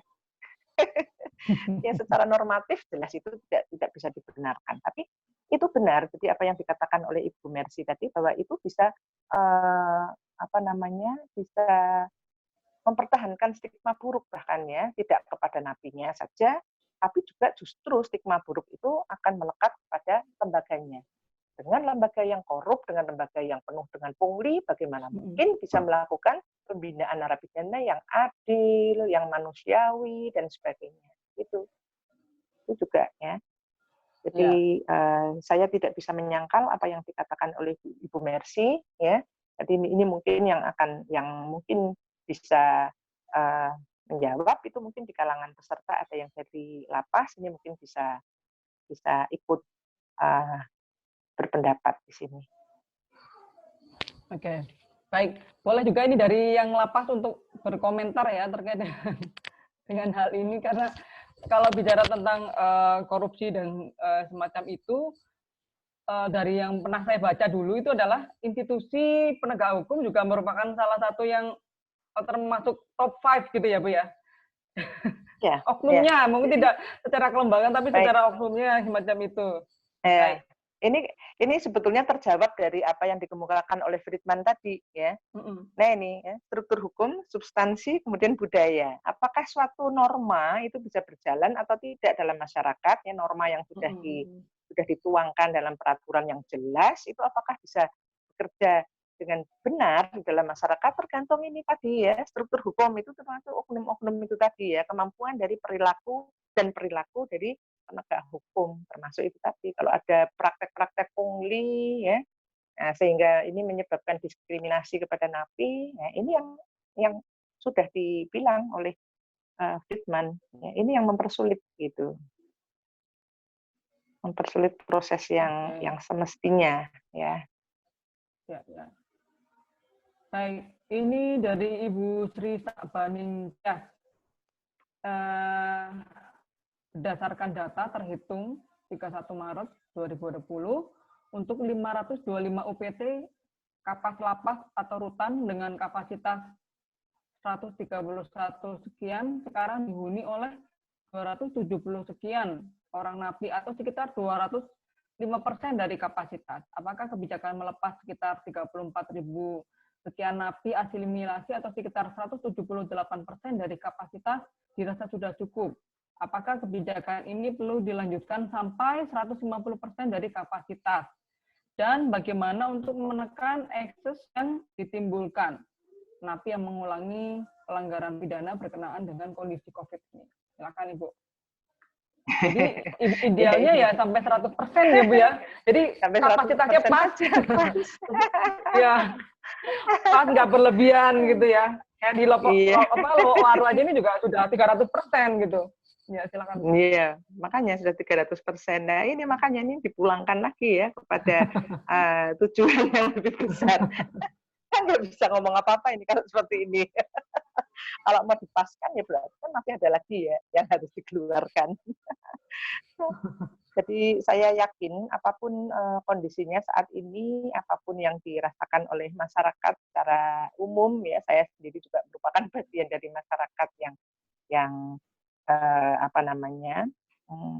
mendengar masalah asimilasi ini, ya itu tentu sudah dipertimbangkan dengan baik ya oleh pengambil keputusan. Jadi kalau sekarang 35 ya kemarin saya dengar 38 dari Pak Krisna kemarin ya sudah 38.000 ya, ini mungkin memang harus lebih banyak lagi yang dikeluarkan. Tapi ya kan kalau sampai jumlah yang kalau ngomong kepinginnya ya, sesuatu yang diinginkan. Gitu. Cuma yang lebih ideal lagi adalah bagaimana cara membatasi supaya tidak banyak orang masuk ke LP. Betul. Ya kan? Bagaimana caranya supaya orang tidak masuk ke LP? Ya jangan banyak proses perkara pidana. Nah, bagaimana supaya tidak banyak proses perkara pidana? Ya jangan sampai ada tindak pidana ya. Nah, itu tadi ya. Itu kebijakan yang integral itu tadi. Bagaimana proses mensejahterakan masyarakat ini berjalan dengan baik, tidak ada ketimpangan sosial, tidak ada gap yang terlalu lebar antara si kaya dan si miskin, gitu ya. Nah, ini kan hal-hal yang di luar hukum pidana ini yang bersifat kriminogen atau menyebabkan tindak pidana. Oke, baik. Ini tambahan ya, menguatkan dari Pak Didik tadi. Sebenarnya sudah banyak perubahan-perubahan di dalam pengelolaan lapas dan pembinaan petugasnya. Bisa dilihat di media, namun masyarakat tidak tertarik dengan media tersebut seperti yang diutarakan oleh Pak Didik sebelumnya. Oke, baik. Ya mungkin karena nggak relate gitu ya Bu ya. Jadi misalnya orang yang tidak punya saudara atau sanak famili yang ada di penjara mungkin nggak akan datang ke sana gitu ya. Datang ke sana, makanya ya mungkin yang berhubungan dengan itu ya mestinya orang-orang yang minimal orang-orang yang belajar hukum lah supaya jangan sampai terjadi ya. Para sarjana hukum sendiri tidak mau menerima ex-napi kan gitu. Mungkin ini menjadi satu sistem pembelajaran yang artinya yang tersistem ya dengan kerjasama dengan kampus ya, itu mungkin bisa seperti itu. Oke, tapi kan kalau dalam politik kan sudah boleh ya Bu, ex-napi menjadi caleg, menjadi ini boleh ya, sudah boleh ya? Ya itu ya makanya ya itu tergantung itu ya. Sebetulnya persyaratan dalam politik itu sendiri seperti apa. Oke, baik. Ini dari penyelenggara ini, mungkin Bapak Ibu yang punya akun medsos lapas, bisa di-share di chat ini untuk ditampilkan. Jadi nanti di-follow semua ini yang sudah share di sini ya. Karena memang banyak dari lapas atau bapas yang bergabung dalam diskusi kita hari ini.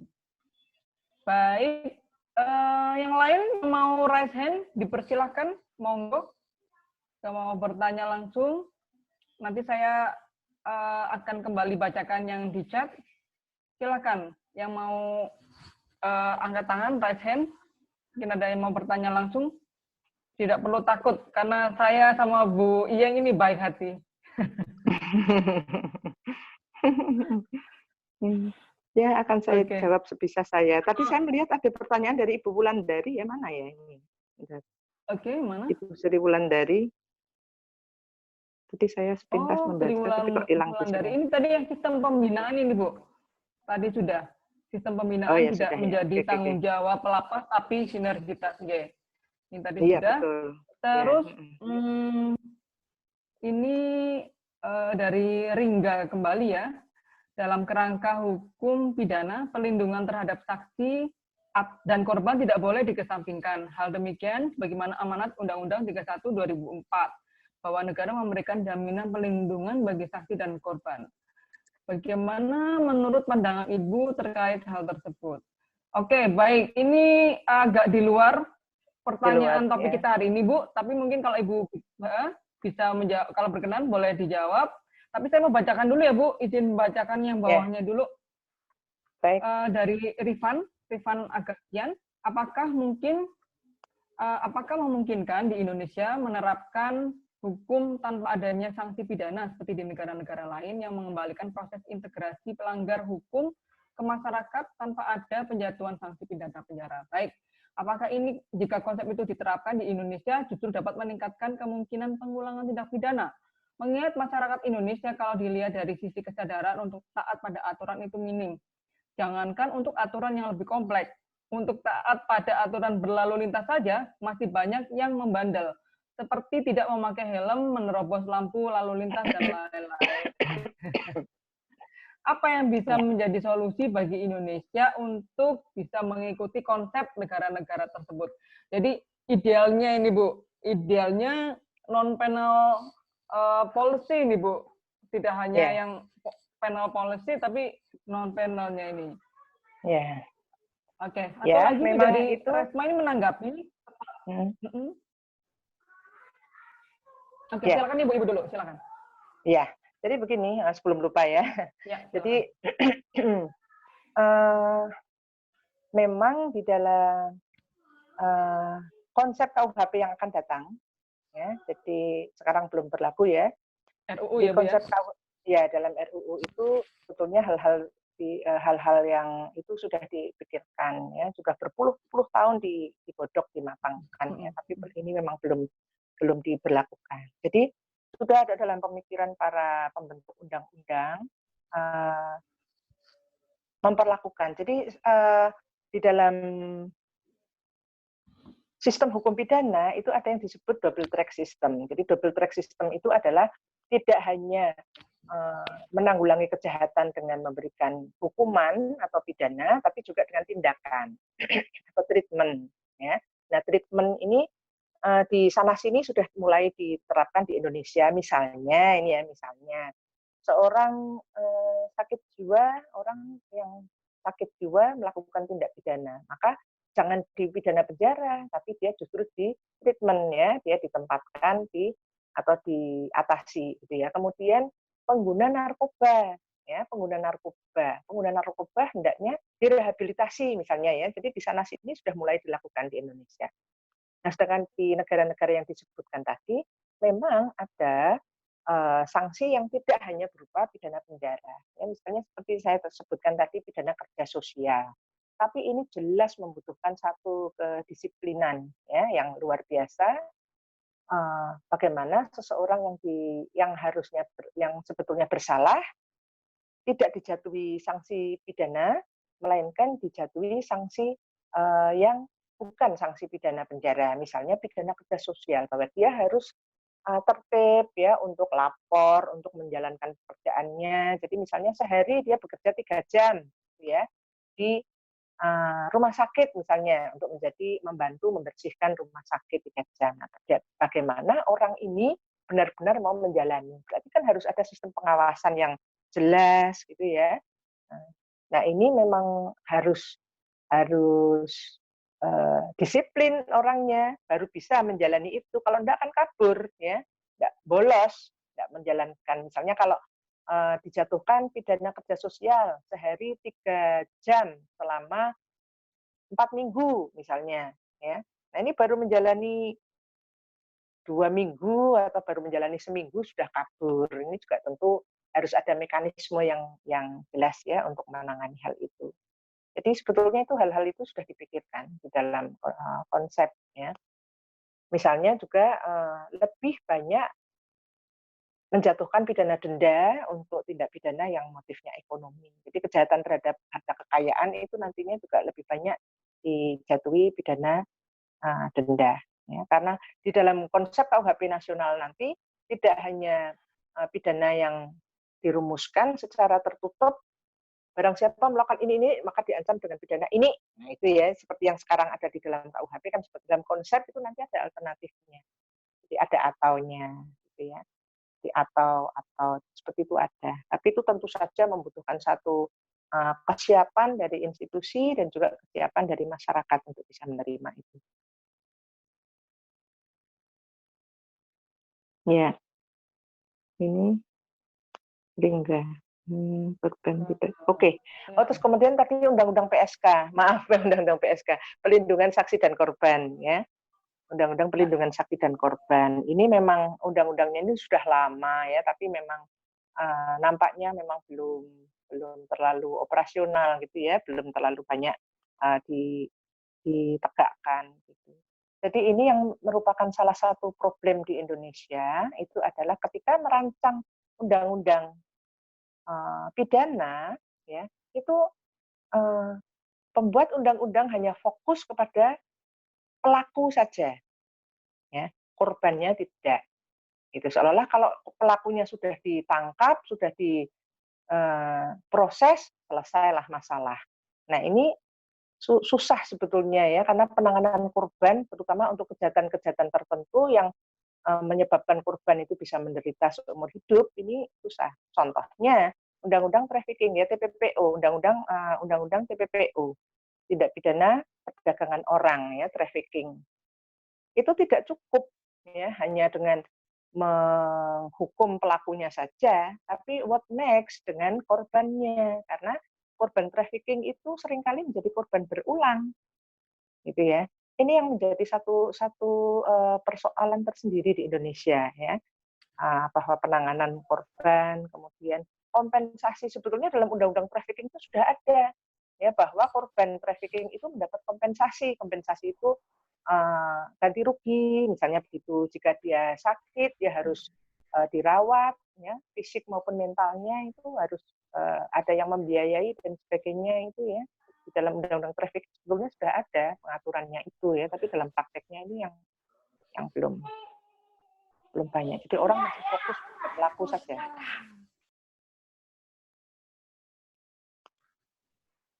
Oke. Begitu. Baik.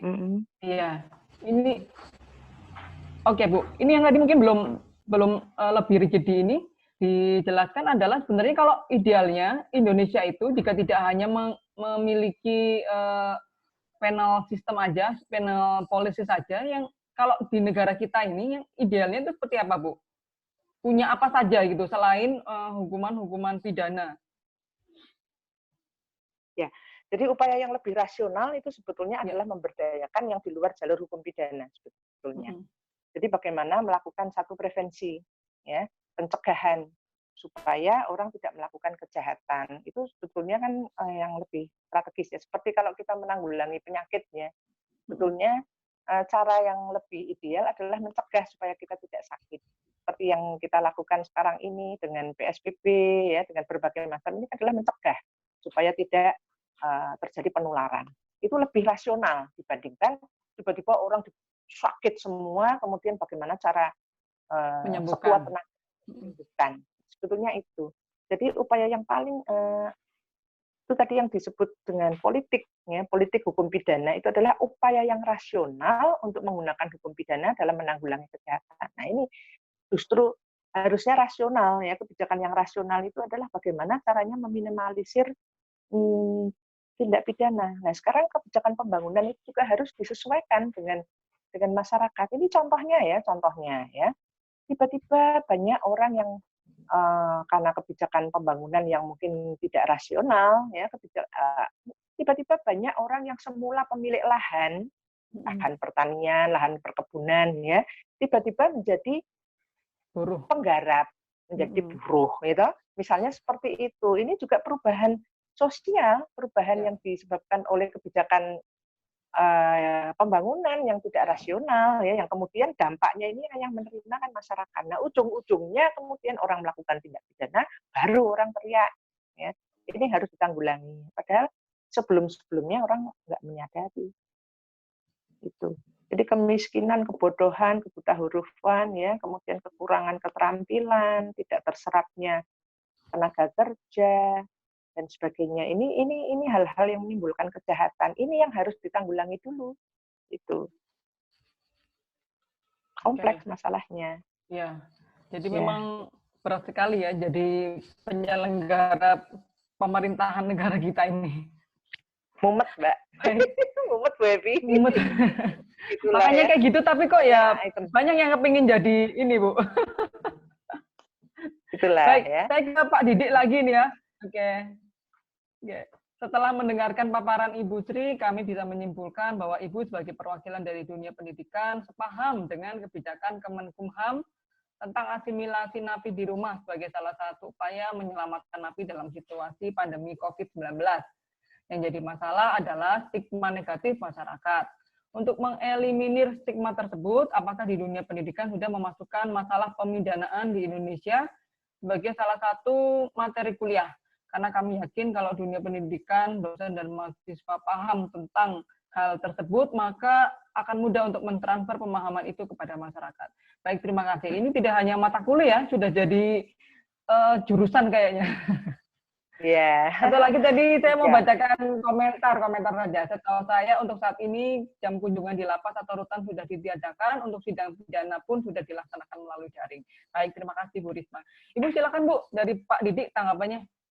Oke, ya sudah ada ya. Jadi pendidikan tentang, jadi kalau misalnya ya, ini khususnya kalau di fakultas kami, di Fakultas Hukum Unpad Semarang, ada mata kuliah penologi. Jadi penologi itu adalah ilmu tentang pemidanaan. Ya, penologi itu ada. Jadi ilmu tentang pemidanaan ada. Kemudian mata kuliah seperti politik hukum pidana itu juga ada. Kemudian sistem peradilan pidana. Jadi yang mengajarkan bahwa peradilan pidana itu merupakan satu sistem yang integral, ya, tidak bisa dipotong-potong sendiri-sendiri, ya, tidak bisa dipecah-pecah sendiri. Itu sudah ada integral sampai ke tujuan dari pidana itu sendiri. Ya, jadi harusnya kalau orang memang belajar tentang penologi, ya, tentang kebijakan hukum pidana, itu akan paham ya bahwa memang pidana itu hanya salah satu saja ya subsistem dari upaya untuk melindungi masyarakat. Ya, pidana itu bukan satu-satunya cara. Oleh karenanya sekarang ini kan dalam praktek kan sudah banyak ya mediasi, ya, upaya untuk mediasi. Artinya hukum, kalau secara umum ya, hukum di luar hukum pidana, hukum itu kan hanya merupakan salah satu sarana untuk menyelesaikan konflik, ya, gitu. Nah, sarana yang lain apa? Sarana yang lain adalah penyelesaian secara kekeluargaan, secara damai, itu yang lebih win-win solution, ya. Makanya sekarang ada ilmu baru, ya, ilmu mediasi. Bagaimana caranya memediasi? Seperti itu. Bahkan sekarang ada mediasi penal, ya. Dalam batas tertentu, tindak pidana pun orang yang terkena tindak pidana masih bisa dimediasi, ya, untuk tidak diproses perkaranya. Itu. Oke, dan Ibu sendiri juga jadi mediator bersertifikat ya, Bu? Iya, alhamdulillah. Ibu jadi banyak banget ini selain jadi dosen, kemudian ini juga training director Dynamic Consulting Group-nya, juga jadi mediator ini ya Bu ya. Alhamdulillah masih bisa sibuk. Oke, baik, kita masih punya 15 menit. 15 menit lagi, barangkali ada peserta yang mau menyampaikan pertanyaan lagi atau mungkin juga tanggapan, atau menanggapi mungkin terkait dengan menambah kita, saja ya. Ya, tanggapan. Boleh, berbagi tanggapan ilmunya atas diskusi kita, silakan. Ya, silakan di-sharingkan ya. Jadi pinternya nggak diambil sendiri, tapi dibagikan dengan kita semua di sini. Monggo. Mungkin juga dari saya juga penasaran ini sebenarnya dari lapas-lapas dalam. Iya, ya terutama tadi ya, apakah sudah ada pemeriksaan itu tadi ya? bagaimana nih tindakannya ya, Mhm apakah mhm. di lapas ini sudah ada pemeriksaan lagi dan sebagainya, monggo yang dari lapas bisa menambahkan. Kemudian juga mungkin Iya, dari dokter-dokter ini saya lihat di antara peserta ada yang dokter hukum pidana juga, mungkin akan membagi ilmunya, silahkan. iya. Monggo. Eee, ya jadi kalau dalam diskusi ini memang Ibu lebih, pro dengan kebijakan pemerintah, apa, dalam hal napi asimilasi ini ya, Bu, ya, asimilasi napi ini. Tapi mungkin juga boleh ya, dari tadi memang banyak yang tidak setuju, langsung ngomong saja juga nggak apa-apa gitu loh. Silahkan. Iya, nggak apa-apa, mungkin ada Karena itu juga merupakan bagian pertimbangan. ya. Karena menurut saya bukan berarti saya kemudian pro begitu saja, tapi Mhm ini mhm. merupakan upaya yang rasional gitu ya. Jadi kebijakan atau policy itu kan merupakan upaya yang rasional gitu ya, Mhm. tentunya dipertimbangkan dengan yang lainnya gitu. Hanya Iya, saja mungkin yang dirasa kurang meskipun tadi sudah ada katanya sudah ada sosialisasi dulu, sudah ada apa namanya, sudah ada persiapannya, pengumumannya dan sebagainya, ini yang mungkin dirasa kurang ya, mhm sehingga mhm. masyarakat kurang siap Iya, untuk menerima berita ini. oke. Baik, mungkin belum ada tambahan atau mungkin, jika sudah cukup, kita akan mengakhiri sebelum Ya. waktunya habis, atau mungkin juga ada tambahan dari, panitia sendiri nih, mungkin ada yang mau bertanya.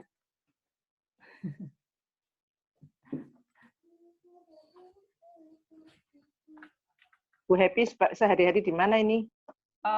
Saya ibu rumah tangga, Bu. Ya.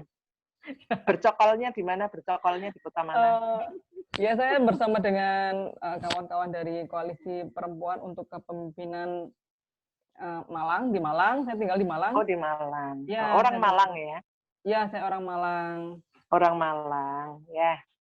Iya, kasihan banget Malang nih, Bu. Kasihan Iya. Malang bener. Sudah daerah merah ini, Bu, di sini. Oh, hampir seluruh Ya. Jawa Timur ini sudah tidak hanya merah, Bu, sudah merah hitam ini di sini. Waduh, iya iya, Saking sama banyaknya. ini saya. Iya, saya di Jawa Barat juga begini, sama. Hmm. Ya, baik. Ibu sepertinya sudah cukup ini, Bu. Tidak Oke, ada lagi yang baik. bertanya. Barangkali sebelum Ya, mengakhiri, Ibu ada catatan akhir atau hal-hal yang ingin Anda sampaikan kepada seluruh peserta yang ada di sini. Silakan. ya, saya hanya ingin mengucapkan terima kasih atas keikutsertaannya, kemudian kesetiaannya untuk mengikuti hingga dari awal hingga selesai. Tadi ada beberapa yang izin sholat dulu, silahkan, mudah-mudahan sudah mulai bergabung kembali. Mudah-mudahan apa yang saya sampaikan, sesederhana apapun, apa yang saya sampaikan ini bisa bermanfaat bagi kita semua. Kemudian juga jaga kesehatan, ya, jaga terus stamina, jangan sampai jatuh sakit dan selamat menjalankan ibadah puasa bagi yang menjalankan. Terima kasih. Oke, baik Ibu, terima kasih atas penjelasannya pada hari ini. Semuanya menjadi lebih clear dan mudah-mudahan makin banyak masyarakat yang paham terkait dengan kebijakan ini. Kalau kemarin kan hanya Ya, satu baik. versi dari pemerintah ya, dari melalui Ya, Kalapas begitu. Tapi setidaknya dengan penjelasan Ibu bahwasanya kebijakan ini adalah sebuah kebijakan yang paling rasional di antara yang kurang rasional atau tidak rasional begitu. betul. Ya, Iya, setidaknya ini bisa paling aman dilakukan untuk saat ini. Baik, Ibu baik. Terima Dieng, terima kasih. kasih Ya, banyak. Mungkin lain terima kali kasih Bu bisa Happy. berjumpa lagi di kesempatan yang Ya, lain. Iya, amin. amin. Terima Tetap sehat dan kasih. semangat. Assalamualaikum. Ya, Waalaikumsalam warahmatullahi. Dan juga kepada seluruh peserta, terima kasih banyak atas atensinya. Terima kasih juga sudah bergabung di diskusi kita hari ini dan tidak bosan dengan saya sebagai moderator. Saya mohon maaf bila banyak hal yang kurang berkenan. Mungkin kita akan ketemu lagi di lain kesempatan. Terima kasih. Saya Happy Putri pamit amin. undur diri. Assalamualaikum warahmatullahi wabarakatuh.